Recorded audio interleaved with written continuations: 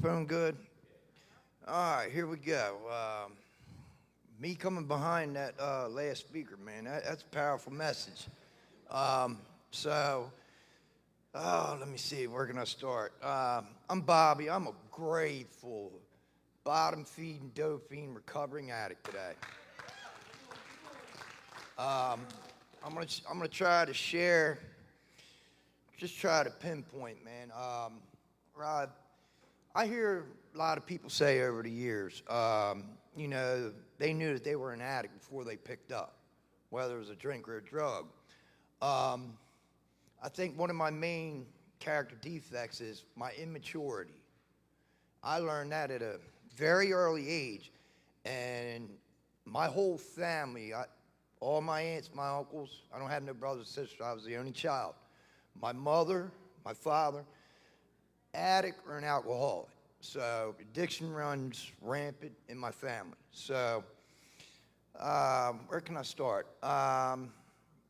Yeah, growing up, I had two uncles. One I could care less about, but the other uncle was like my big brother growing up. He was my inspiration. So I learned about shooting heroin at a very early age. I could probably say 11, maybe 12 years old. Not doing it, but just witnessing it. So, come to when I turn the age of 18, I go to a party. I just graduated high school out of William Penn. And these guys are passing around this little bag and all. So I get it and I try it. The guy says, "Nah, you don't sniff it, blah, blah, blah. It's not Coke." So when I did that, I'll never forget that feeling that I had, that how shy I was. Within the next probably 45 minutes, man, I was talkative. I felt great. So I guess that's where the character started. That's where the immaturity really took off, because I stopped growing mentally, spiritually. Whatever you want to call it. So I'll say this like this. So that's at 18. By the time I'm 20, I end up in jail for, 3 years at that time. There's a lot of prison in the story, but let me go back to say this. As far as recovery programs and resources and outlets, let me see, I did Teen Challenge. I successfully completed that back in 2003. Key, Crest, Turning Point, Courage to Change, ATS. These are all programs in Baltimore. So when I get out of jail in 1998, still the same thing. I had already had relapse in my mind, things like that. Just didn't pick up yet. So, eventually within I'd say about 4 months, I used again. And by that time, finally, I was introduced to using IV drugs, like really with somebody. Even though I had seen it done in front of me, I had always had this fear. Oh, I'll never do heroin, man. I'll never be like that guy there in the alleyway or, out front of a store looking real ragged and all that. Oh, no. Well, come to find out, as soon as that first shot went in me, that was it. My life changed in every fashion that I can think of, because the one big thing that I had to understand was I didn't want to be myself. So that was my way to run. So needless to say, with all that, how I got introduced to like NA and NA, my uncle had moved to Baltimore. And this was back in 2000. He had went down in 2002. So he finally convinced me after 3 years to move down in 2005. So for probably the first year or so, I'm learning the ropes. I'm going to meetings with him. I get a sponsor. I'm working the steps, But it always came a point, though, when it came to getting that 1 year clean, I never made it. I was always the guy getting a 1-day key tag eventually, and, I'll get it right. I promise. So for the first 10 years, let's say it like this. Needless to say, I'm strung out in Baltimore. I have no family but my uncle. But see, my uncle was always focused spiritually. I heard it said a month ago, you have to have a new power source. So he was already plugged in.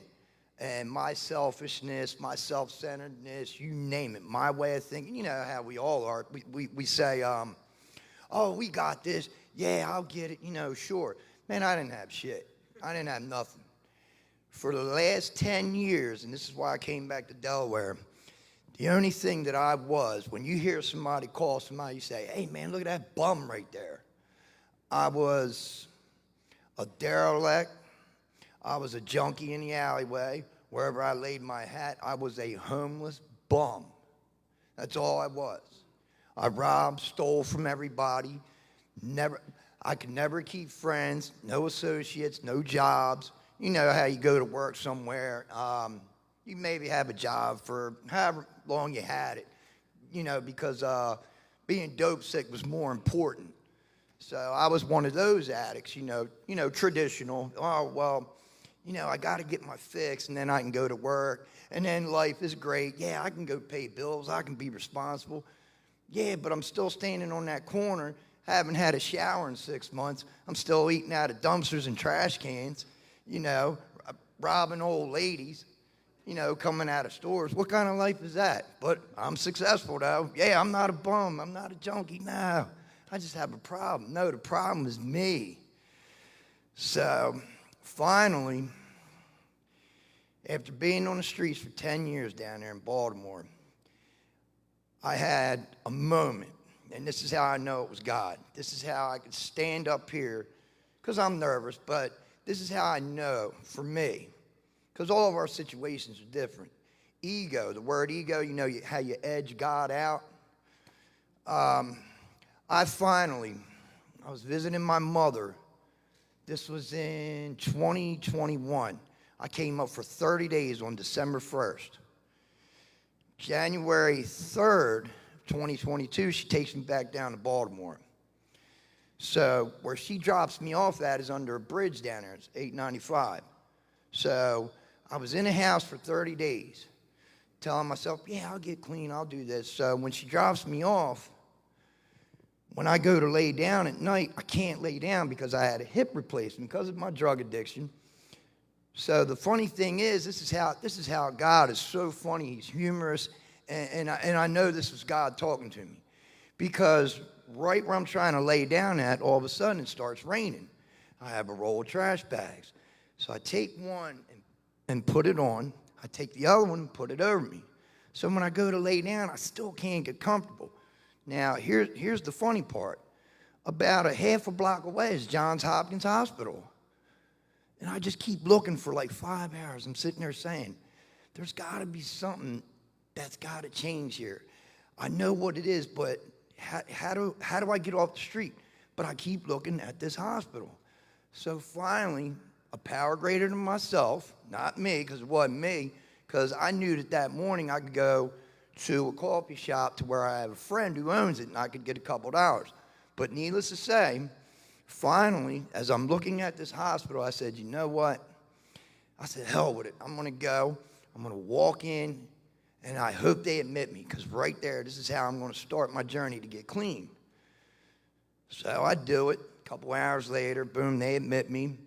And then they admitted me. So I'm there for, 2 weeks. So they released me January 19th, 2022. I get out from there. I went to Kirkwood detox. I said, well, you know what? I got a dirty urine anyway. I was on Dilaudid. I was on 70 milligrams of methadone, because I would only take it every 2 days. I didn't want to develop a habit because I didn't have a plan when I got released. So I said, well, my urine's dirty anyway. It's going to come up with opiates. So I get up there. The 22nd, they discharged me because they got my paperwork messed up. And they couldn't find a long-term solution for me, because everywhere I went, I told people, I said, look, I need to go away somewhere for at least a year. I said, I've been doing this for decades. I said, so I need that much help. So I go to Meadowwood. So needless to say, I went down. I had a friend of mine who talks to my mother. They went and got me a bag of heroin or whatever it was at that time, that xylazine or whatever the crap is that they're doing now. So I did that and went to Meadowwood. So January 23rd, 2022 is my clean date. So I got accepted in there January 22nd. But needless to say, it's just, I was in there for a little over 2.5 weeks. And so that's how I, with running into Zach, as I was sitting there, you know, it was like he said, you know, how you run into people and they say, oh man, we thought you were dead. It seems like everybody that I run into today up here that knows me, you know, that's like the very same thing. And they say, you know, miracles happen every day. Yeah, I'm a walking miracle. I believe it.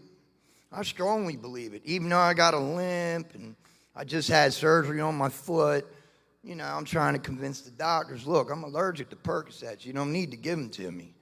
And and I sit here and I hear people sharing and I hear people sharing. I had to understand this for me, that God was always there, no matter what. Always, 100%. And the funny thing is like, you know, you hear it in the rooms, like there's two cliches that I really listen to. It says it in basic text, page 107. The last sentence in the last paragraph is, with each day, more will be revealed. More will be revealed. And then the other one is acceptance. Like, you gotta, like, to accept something, like we as men, I don't like to accept the fact maybe I'm wrong. I don't like it when somebody criticizes me. Oh, you're a chump, you're this and that. No. God has been there the whole time. God has always been there. It's just me that turns the light switch on and off. Okay, God. You know how they call it a foxhole prayer? Oh, God, look, you know, get me out of this, you know, blah, blah, blah. Now, I heard somebody else say it, humility. I told Zach a while back, I said, look, I got to get more involved with my personal recovery on a more spiritual level.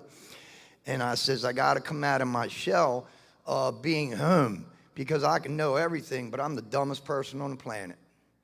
Because I have a problem that I like to intellectualize everything. I want to read everything front to back. I want to write a term paper on the 12 steps.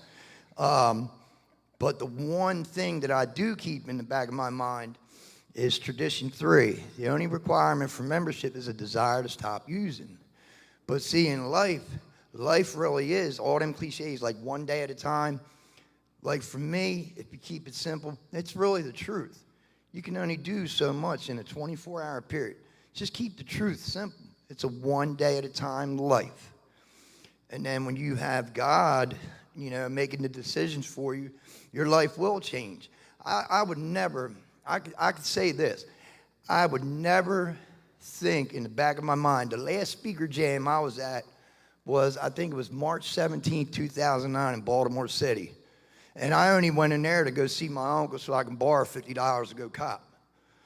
And, you know, and watching all the people, you could see how recovery, most of all, how God works in people's lives. Because when I walk in there, everybody's like, hey, Bob, what are you doing, man? You know, oh, it's great to see you. Oh, yeah, you too. You know, just there for, you know, a selfish reason. But that's why, like today, man, like right now, I sit home, do a lot of reading. Like I was saying just a second ago, I got to get more involved.